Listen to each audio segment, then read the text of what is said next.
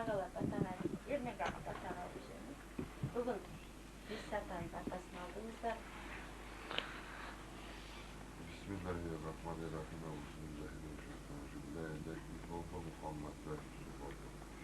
Allah Teala olsun vatanı kabul kılıp olacakta жетістікке денсаулықтарыңыз зор болсын. Алла Тағала оңдасын, жамандықтан қорғасын, белес белдесін, жақсы көздеп кетпесін. Ақ жолымыз бәрімізге де қабыл болып, Алла Тағаламен өзіне көрсеткізіп жүресін. Ал болсын. Ал баталарыңыз қабыл болсын. Бүгін міне Алтатан батасын алдыңыздар. Ниеттеріңіз қабыл болсын. Осы енді қазір дәретке шығатындарың дәретке шығып, далаға шығып, келіп жатып. Халықты келетін тылсым күштің барына біріміз сеніп, біріміз сене бермейміз. Қазақстан даласында халықты имандылыққа келтіруге ата жолы деген үлкен қозғалыс жүріп жатыр. Ол ата жолының негізгі мақсаты мына халқымызды осындай тәуелсіздік алып, өрлеу бір жолына түскен кезде өзіміздің қазақтың салт дәстүрін сақтау, қорғау ісімен айналысып жатыр. Эпоха возрождения деген бар, қайта өрлеу дәуірі. Мен айтатын едім, қазақ үшін қайта өрлеу дәуірі басталды. Мынау ата жолы келді қазаққа. 8 жылдан асты міне. Осы ата жолы арқылы бүкіл қазақ, жалғыз қазақ емес, аталардың батасы, әруақтардың батасы бойынша 6 ғасырлық программа бұл бүкіл адамзатқа басталған ақ жол деп жатыр. Адамзат бүкіл осы қазақтың даласында жатқан әулиелерден, әруақтардан келіп бата алып, таза жолға, имандылық жолға, рухани жолға түсіп жатыр. Бұл жолдың ерекшелігі аталар түспен жетеді, аян береді. Не істеу керегін алдын ала ескерту айтып жатады. Өкінішке орай осы бір тарихи жалғастық Қазақстанды да өз уысында ұстаған тоталитарлық жүйе кезінде үзіліп қалды. 70 жыл жүргізілген саясат тек қазақ халқын сан жағынан ғана селдіретіп, өз отанында азшылыққа ұшыратып қойған жоқ. Ол өмір сүретін табиғи ортаны да ойрандады. Халықтың санасын ғана уландырып қоймай, шайтанның асы ащы судан татқызып, оны қазақтың мерекелік асына айналдырды емес пе? Қалай қазіргі жастарымыздың неше түрлі мынау ағымдарға да қосылып кетіп жатқандығы, ішімдікке, нашақорлыққа салынып жатқандығы, соны кішкене мынау елімізді тазалау құтқаруымыз керек деп ойлаймын. Енді осылай бабаларымыздың осындай киелі жерінен барып, бабаларымыздан түнеп, Алладан тілеп, осы жолымызда үлкен осындай істер атқарылып жатыр.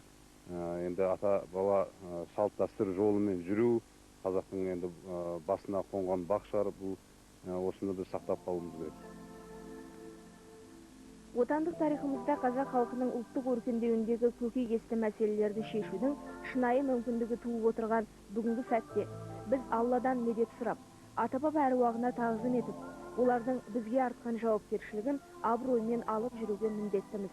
Алып жүре алмайды екенбіз. Бордай тоздың керіне түсудің қаупі алыста емес. Қазақтың салт дәстүріне қауіп қаяқтан келеді дегенде батыстың мынау қалай айтамыз, ұятсыз қылық, жат қылық өмірлеріменен мына исламның кейбір ағымдарынан келеді. Исламның атын жамылып, халқымызды басқа киімге киіндіріп, орандырып, өзінің түп тамыры салт дәстүрден бұзып жатқан ағымдар бар.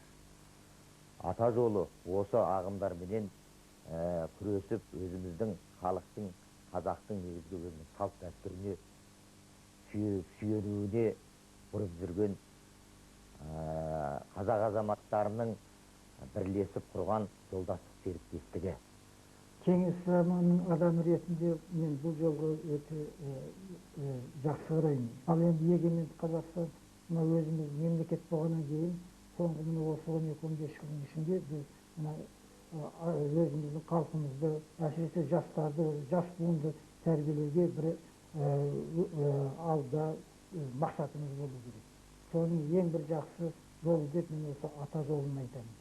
Бұны Біріншіден адамзат баласын, біздің халқымызды мына маскүнемдіктен қорғап отыр. Екіншіден, жаңағы анандай көк түтін тартпай, басқа да жаман істермен айналыспай, жақсы салауатты өмір жолына қойып отыр. Бұл салауатты өмір жолын елбасының өзі жолдауында да айтып жатыр.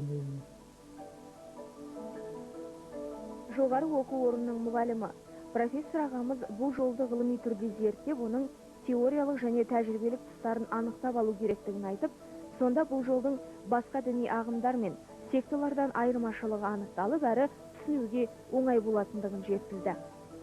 Бұл ата жолын ғылыми ретінде методологиялық, теориялық жағынан қарастырып, осындай зерттеулер жасау керек деп өзім ұғынамын. Сондай ғылымдар бар, осы теология ғылымымен және басқа да мынандай жолдарды зерттеп жатқан. Осыны енді жақсылап зерттесе, мына тылсым дүниені, ол дүниені, бұл дүниені мысалы арасында елшілер жұмыс істеп жатқан. Осы жолды бастап жатқан мына Қыдырәлі Сарыбайұлының жолы өте дұрыс деп есептеймін. Бұны зерттеу керек. Ал жастарды бұған қамту керек. Әсіресе біздер осы жастар тәрбиелеп өсіп, сабақ беріп, маман ретінде дайындап жатқан біздерге өте қажет. Ол әңгіме, ол жастар тек қана осы бәрін тастап, ата жолымен жүріп, жаңағы өзінің мамандығын тастап, осылай кету деген мақсат емес. Біз бәріміз өзіміз қызметтеріміз, жұмыстарымыз жасап жатырмыз. Бір жағынан жақсы өмір сүру, таза өмір сүру, бұл өте әрқайсымызға қажет деп есептеймін. Жастарымыздың да осы жолға бүкіл барлығы келіп осы жолға келсе деген өзіміздің бір ниетіміз. Бұның енді шындығы көзі ашылып, шындық жол екенін әрбір адамның сана сезіміне қарай өз көретіндігін, оны енді жоққа шығаруға болмайтындығын айтып келеді. Мемлекеттік бағдарлама ретіндегі салауатты өмір деп жатырмыз. Бұның енді осы жастарымыздың кішкене нашақорлықтан, және ішімдіктен тазалап жатқан кішкене ретінде осы біздің ата жолы арқылы келіп жатқан нәрсе деп ойлаймын. Қыдырәлі Момбайұлы, яғни Ағыл бастаған ата жолындағыларды секта, діни ағым немесе халық емшілері, балгерлерінен шатастыруға болмайтындығын айтады. Олардың жолы ата бабалар жолы. Бұл топтағылар өз өмірлерінде шешен би, батыр, бақсы болып халқын бастаған Қарасай, Сүйінбай, Жамбыл, Сарыбай, Қайназар, Түктібай аталарының рухтарын ұстайды. Аян алған Ағыл ата-баба әруақтарының батасы арқылы мыңдаған жанды адасқан соқпақтарынан айырып, бұл дүниенің таза, түзу жолына салуда. Ел іргесі тынышта қаншама бауырларымыз ішімдікке ақысы қалғандай салынып, есірткінің соңына түсіп, тағыда басқа толып жатқан шайтан азғыруының құрбаны болып жатыр. Үміт күткен ұл қыздарының көз алдында адасып кеткеннен қайғы жеген санаусыз ата-аналардың көз жасын тыйып, үміт жалғап жатқанда осы ата жолын ұстап отырған Ағылдың еңбегі болса керек. Қазақ деп өмірден өткен батыр бабамыз Бауыржан атамыздың тілімен айтқанда, елім десе езіліп, жұртым десе жұмылып, қызмет етіп жүрген жеті қырлы, сегіз қырлы, мың жылда бір туар қазақтың ұлы Ағыл Қыдырәлі осы қызметті жасап жатыр. Осы Ағылдың артынан еріп жүргеніме мені 8 жыл толық қалды. Мысалы, Алла тағала өз сөзінде айтқан екен, Мұхаммед пайғамбар шырақ деп, күн аспанның шырағы, Мұхаммед жер мен судың шырағы. Осы жолды алып жүрген, мұсылманның 40 парызын орындап жүрген бір туар Ағылымыз Қыдырәлі, мен айтар едім, осы біздің еліміздің шырағы деп. Ол кісі 40 парызды орындап, халықты ақ жол, ақ батаға, ата салт дәстүр жолына түсіріп жатқан азаматтың біреуі. Ата жолы тобы имамы бізге бұл жолдың оңайлықпен келмегендігін айтты. Көптеген ауыр сындар мен сынақтардан өтіп келе жатқан бұл жолға 9-шы жыл. Қожа Ахмет қажы бұл уақыт біздің ақиқат жолын алып келе жатқанымыздың дәлелі дейді.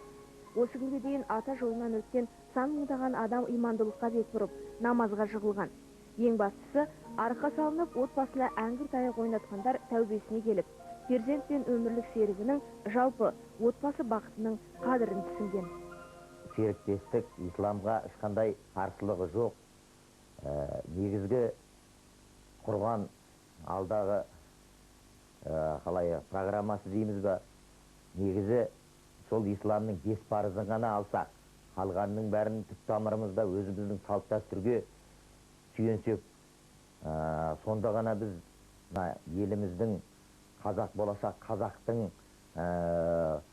тәлім тәрбиесі дұрыс болады ғой деп ұрандап жүрген азаматтарымыз. Ешқандай саяси болмаса әрбір неше түрлі жағдайға біздің өз басымыз қатысымыз жоқ. Негізі қазақтың жоғын жоқтап имандылық жолы, салт дәстүріміз. Негізгі айналысып жүрген ісіміз ата-баба әруақтарына зират ету. Зират ету бұл байырғы қазақтың қалыптасқан салт дәстүрі. Ал исламның кейбір ағымдары осы зират ету, әруаққа бару, құрбан шалу деген іске қарсылық көрсетіп жатқан жағдай бар. Соған біз өз ойымыздың, салт дәстүріміздің дұрыстығын халыққа көрсете біліп, соны анықтап жүрген азаматтарымыз. Баяда бабаларымыздың жауға шауып, найзасымен, қылышымен жауға шапқан кезде ата-баба рухы қолдап, әруақ қолда деп шапқандығы, оны енді өзі мынау спортшы ретінде, спортсмен ретінде кезінде сонда мынау ринг төріне көтерілген кезде әруақ қолда деп шығып, мынау теңіздің арғы, мұхиттың арғы бетінде де бабаларымыз қолдай көр деп шыққандығымызды, мынау әруақтың бардығын дәлелдейдігі, оны көзіміз жетеді. Шетелде немесе Қазақстанның жоғарғы оқу орындарында діни білім алған дінтанушылар зияратшылық пен әруақты құрметтеуді қате деп түсіндіреді. Олардың айтуынша, мұндай парыздар қасиетті Құран кәрімде жоқ. Алайда ата жолы немесе ақ жолды ұстанғандар аталған жолдардың жақсылыққа ғана алып келіп жатқаны оның дұрыстығының дәлелі дегенді алға тартады. Оның үстіне бұл имандылыққа, қазақты ғана әкеліп жатқан жоқ. Басқұлықпен басқа дінде болып есептелетіндерді де мұсылман қылып жатыр. Ата жолының ұстазы Қыдырәлі Момбайұлы алдынан өтіп, дұрыс өмірге жолдама алғандардың 10-15% басқа дін ұстанғандар екенін айтты. Алдымыздан көптеген халық өтіп жатыр. Имандылық жолына түсіп жатыр. Өзіміздің салт дәстүрімізге бетбұрыс жаман деп айтпаймыз, жақсы. Және де бұл іске алдымыздан көптеген басқа ұлттың өкілдері өтіп жатыр. Сол ұлттың өкілдерінің кейбірін осы ислам дініне бұруға атсалысып жатырмыз. Шынын айтқанда, соны кейбір мешіттерге жіберсек, мешіттің имамдары сол жаңағы жіберген адамымызды сен басқа ұлттың адамдарын кәпірсің деп мешітте атасызбай жатқан жағдайлар бар. Біз енді сол негізі мешіттегі молдаларға ешқандай қарсылығымыз жоқ, бірақ сол молдалар дұрыс түсініп, әрбір келген адамды дұрыс тәртібін орындаса деген ойдамыз. Әрбір басқа ұлттың адамын исламға қарай бұру деген оңай нәрсе емес. Енді алдымыздан көп халық өтіп жатыр. Оның 10% басқа ұлттар. Сондықтан енді жаңағы мешіт бізбен бірге бірігіп жұмыс істеуіміз керек. Имандылыққа шақырып, намазын оқытып, күнде 5 уақыт мешітті, Алланың үйін намазханға толтырып жүрген осы Ағұл Қыдырәлінің еңбегі. Имамдар өздері айтады, тауба жұмада мешіт толып кетеді, ішіне сыймай кетеді, сырттағы асфальтта шейін жай намаздарын жайып намазға жығылып жатады деп. Сонда солар ойлады ма екен деп мен ойлаймын. Осы халықты лек-легімен жіберіп жатқан кім? Осы халық лек-легімен қайдан келіп жатыр? Оның бәрі ата жолы Ағұлымыз Қыдырәлінің еңбегі деп ойлаймын. Арақ ішіп, азып, семьясынан айырылып, бала-шағасынан айырылып жүрген пенделерді өзінің қасиетті уағызыменен арағын тастатып, 5 уақыт намазға жығып, семьясына қосып, отбасына береке, бірлік, бақыт әкеп жүрген осы Ағыл Саралы. Перзент сүю біреуге бұйырмай жүрген бақыт болса, шалыс басқандар үшін қайғы екені жасырын емес. Кейбіреулер ана құрсағына шайтан отырып алғаннан да баласыз болуы мүмкін деп жатады. Ал медицина ғылыми тұжырымдарын алға тартып жатса, кей аналар осы әулие әмбиелердің арқасында да балалы болып жатады. Бірінші әрине Алланың, екінші әруақтардың, үшінші Ағылдың, Қыдырәлі Сарыбаевтың арқасында үлкен жақсылыққа жеттік. 7-8 жыл бойы көрмеген сәбиге жеттік. Талай доктор, емші, тәуіп, бақсы балгердің алдына барған еді, айтқандары орындалған жоқ. Осы жолға келгеннен кейін ата жолдың арқасында сәбилі болдық. Сондықтан да бұны көп айтқаннан бір көрген жақсы емеспін. Осы жолға келіңіздер, көріңіздер, осы жолға келгеннен кейін барып шындыққа көздеріңіз жетеді. Ал жай айтқан сөз көбінесе түсініксіз басқа бір әңгімелерге алып келуі мүмкін. Сондықтан да келіңіздер, көріңіздер, ата жолының жақсылығына жетіп, бәріміз жақсылыққа жете берейік, қуанышқа жете берейік. Ағамыз аман болсын. Орындалған арман немесе Ағылға арнай. Жабырқап жүрек көңілге мұң толғанда, үзіліп үміт арманның гүлі солғанда, көрсетіп жолды алдыға қарай сүйредің, қаяулы көңіл шерменде күйде болғанда. Үміттің шоғын үрледің алға сүйредің, біздерге бұйырып, жаныңа тартып жүрегің. Ақиқат жолы, ақтықтың жолы бұл күнде әруақ сыйлау көңілге менің сүйгенім. Именіп кірген ақ жолға менен есіктен, кездерім аз ет атыңды сенің есіткен. Алланың нұры төгіліп қолдап әруақ, перзентке жеттік 7 жыл бойы кешіккен. Ана боп бүгін шымырлап бірге құрсағым, шешіліп кісен кесіліп темір тұсауым. Ағуға өмір бере көр деп тілеп Алладан, балапанымды тәубе деп күнде құшамын. Мұңдарға сүйеу болдыңыз бүгін қарасам, жетпейді ау шамам барлығын бірдей санасам. Әруақ бізді ұмытпайды екен, сондықтан сүйейді екен сыйлауға оны жарасаң.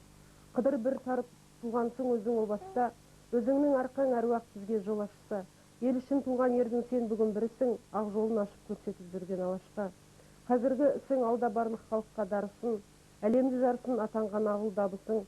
Қазақтың жерін, даңқты елін, ерлерін, жұмыр жердегі пенделер түгел танысын. Қазақта айтады ғой, ата бабаларымыз басы ауырып, балтыры сыздамаған адам аруақтың басын араламайды деп. Менің қызым 9 жыл сөйлемеген. Қазір 12-де сөйлеседі. Сол қызымменен осы Қыдырәлі ағамыздың алдына келіп, Түркістанға барып, Арыстан бабтың басынан 9 жыл сөйлемеген, медицина сөйлете алмады. Осы жақын алыс шетелдерге барып, бар жер емшінің де алдына бардым, талай экстрасенстің де алдына бардым. Бұлай енді жалпы тілмен айтқанда, әйтеуір материалын жағдайменен сөйлете алмай, осы керуенменен Түркістанға барып, 5-ші күн дегенде қызым сөйледі. Меня посоветовали друзья, которые в этом пути пошли.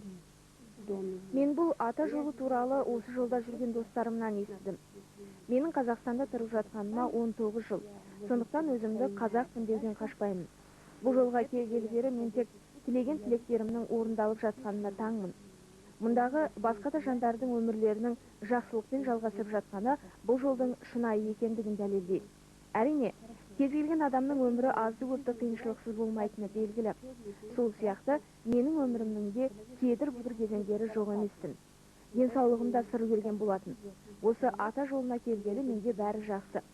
Мен мұны екінші Мекке аталатын Түркістаннан басталатын әулиелі аймақтармен байланыстырам. Сол жерлерде берілген батада біздің өміріміздің өткен шақтары мен болашағымызға бағыт-бағдар берілді. Мен өмірімнің бірыңғай оң болып келе жатқанын сол батаның арқасында деп білем. Сондықтан менің айтарым, жақын жердегі бар құндылықтарды бағалайық. Мұндай ғажапты алыстан іздеп жатудың қажеті жоқ. Бұлда барды қадірлейік. Оны оң игілікке пайдаланайық дегім келеді. И все, что у нас есть в душе, что мы хотели, они для нас, нашей жизни, что происходит, что было, что будет, для нас окуп и дают для нас бата. И, естественно, когда человек хочет решить свои проблемы. Менің де басқалар сияқты өмірімде көптеген проблемаларым болды. Сол проблемаларды шешу мақсатында әртүрлі балшылар мен экстрасенстерге жүгіріп, талай әлек болғанмын. Одан да жалыға деген сөз. Бұл кездері мен біреудің проблемасын біреу шешіп беріп, көмектесуге тиісті сияқты көрінетін. Сөйтіп жүргенде менің бір танысым маған киелі жерлерді аралап қайтуға кеңес берді. Сол әулие жерлерде мен шын мәнінде көп нәрсеге мән беріп, күштердің бар екеніне сендім. Я попадаю к одной знакомой, которая мне просто посоветовала съездить на святые места.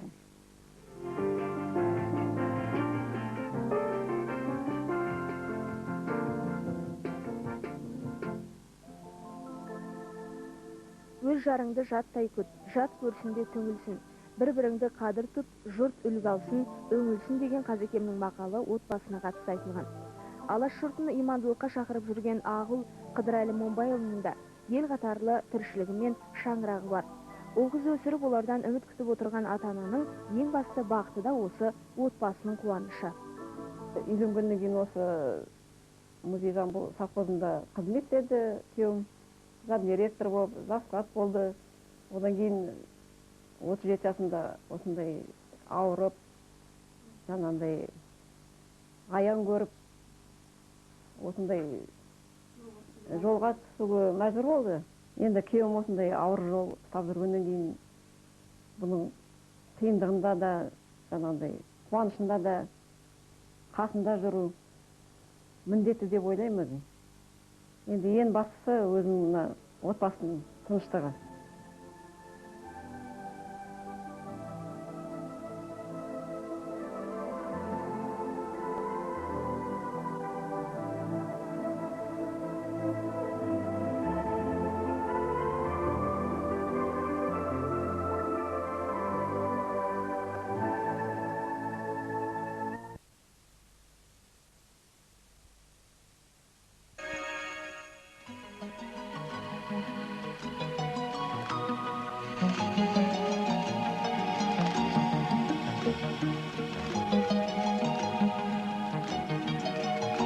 Ләйлі менен Мәжнүн осыны аңсаған, жібек пенен төлеген осында болып жар салған.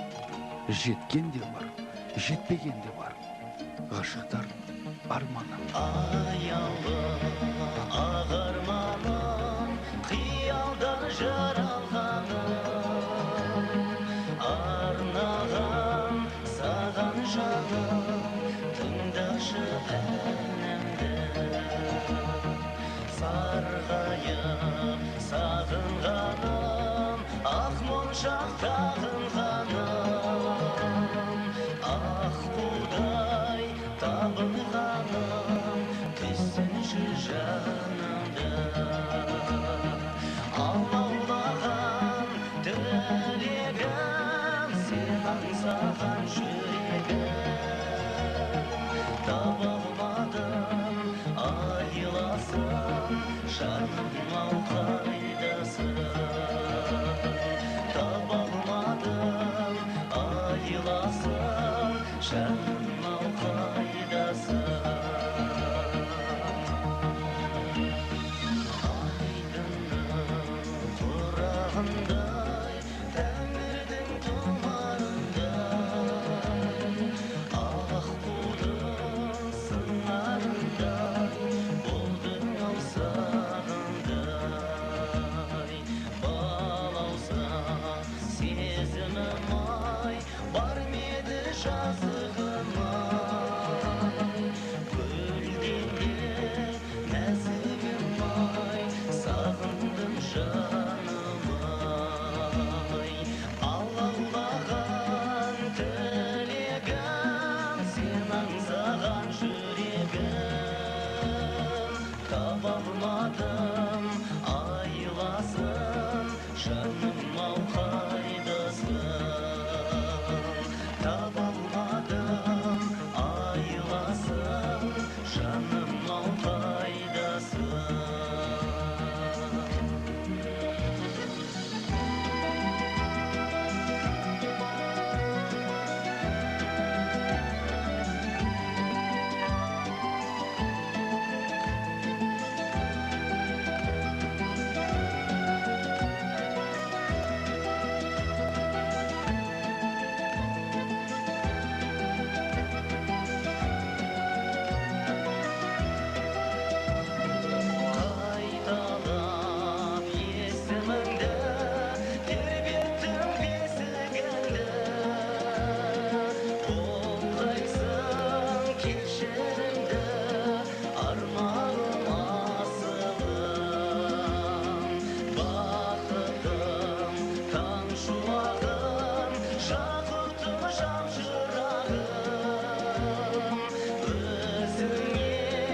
ән шығардым аяулы ғашығым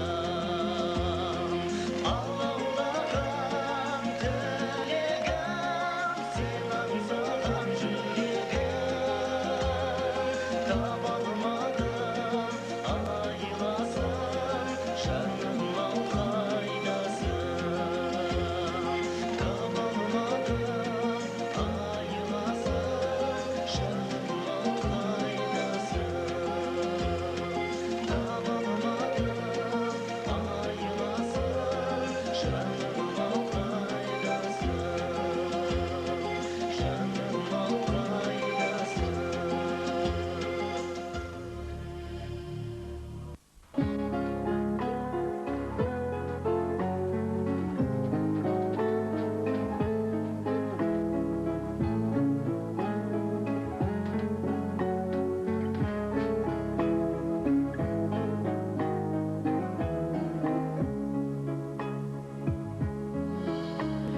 Есімде сонау сұрланған күзгі суық күн қиқулай ұшып қоштастың аққу сүйіктім жүректен ұшқан нәзік бір сезім алаулап өзіңде баққу ағарған таңды сүйіппін аққуым қайтып келер деп әлі көктемде самал жел кейде бетімнен келіп өпкенде аспанға қарап сарыға